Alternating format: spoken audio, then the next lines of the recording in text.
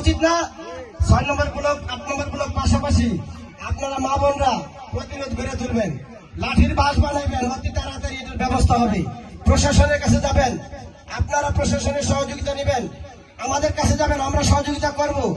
কোন রংবাজ, কোন ছিনতাইকারী, কোন চোর ডাকাত, হুমকি ধুমকি, এমুক গুন্ডা কোন গুন্ডার খাওয়ার নাই জনগণের কাছে। দেখছেন শেখ হাসিনার মতন লোকেরে এই দেশের ছাত্র সমাজ, ছাত্র জনতা মুহূর্তের ভিতরে নামায় ফেলাইছে। শেখ হাসিনা পালিয়ে গেছে, লজ্জা করা উচিত। যার নেত্রী পালায় যায় দেশের থেকে তাদেরকে আর দল করা উচিত না। অতএব এই সন্ত্রাসীরা পালিয়ে যাবে, মাদক ব্যবসায়ীরা পালিয়ে যাবে।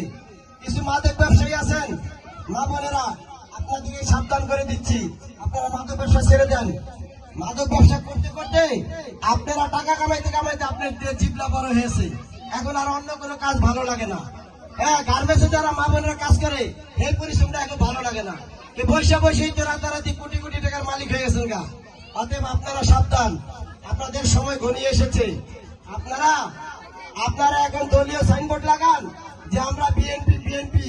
কোথাকার বিএনপি? বিএনপি কি আপনার লাইসেন্স দিছে মাদক ব্যবসা করার জন্য? বিএনপি কি আপনার চাঁদাবাজি করার লাইসেন্স দিছে? আপনি কি বিএনপি ওই চিন্তা করার লাইসেন্স দিছে? দেয় নাই। আপনারা এটি পাইলে টাকা পয়সা কামান। অতএব আপনারা ভালো হয়ে যান। আপনারা ভাইবেন না যে আপনারা অনেক বড় ক্ষমতার অধিকারী হয়েছেন।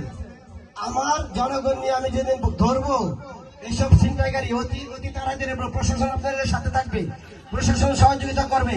কোন রকমের দুর্নীতি দেখলে 999-এ ফোন দিবেন প্রশাসনের কাছে। না পারলে আমার সাংবাদিক ভাইদেরকে বলবেন। আমি আপনাদের জন্য 3টা দাবি রাখছি। আল্লাহ যদি এই দেশে বিএনপিকে ক্ষমতা আনে, তারেক জিয়া যদি এই দেশের প্রধানমন্ত্রী হয়, বা আমার নেত্রী খালেদা যদি এই দেশের প্রধানমন্ত্রী হয়, তাহলে আমি সাংবাদিক ভাইদের মাধ্যমে অনেক আগে মেসেজ পৌঁছে দিয়েছি।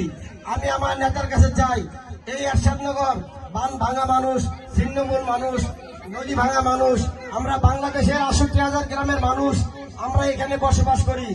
আমাদেরকে যেন স্থায়ী একটা প্লট বন্দোবস্ত করে দেয়।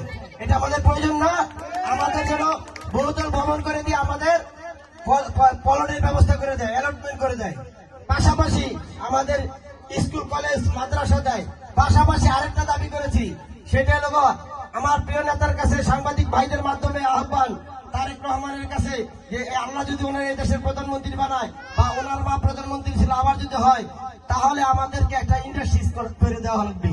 ওই ইন্ডাস্ট্রিজ ফ্যাক্টরিতে এরশাদনগরের মানুষগুলি কাজ করবে, কাজ করে মা বোনেরা এবং আমরা কাজ করে যেন আমাদের জীবিকা নির্বাহ করতে পারি।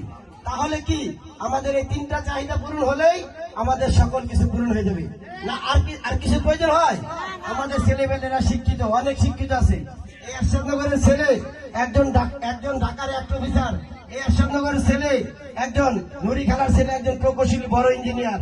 এরকম এই এরশাদনগরের ছেলে ওই আফজানের ভাগ্নে আজকে বড় ডাক্তার, ওই চৌধুরী বাবুল চৌধুরীর ছেলে আজকে ইমরান বড় ডাক্তার। আপনারা আমাদের মেধাকে দেখবেন না, খালি এরশাদনগর গুটি কিছু লোকের জন্য খারাপ।